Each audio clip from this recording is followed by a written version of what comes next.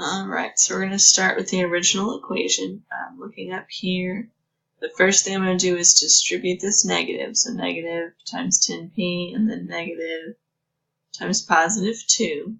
It's going to give us negative 2p plus 8 equals 5 minus 10p and then minus 2.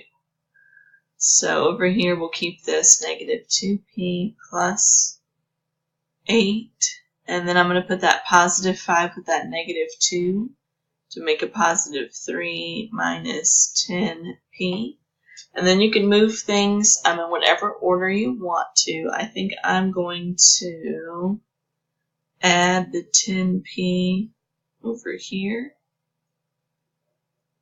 So negative 2p plus 10p is 8p plus 8 equals 3. And then from here I will subtract the constant 8 minus 8. That's going to give you 8p equals negative 5. And then all you have to do is divide both sides by 8. And that should give you p equals negative 5 over 8.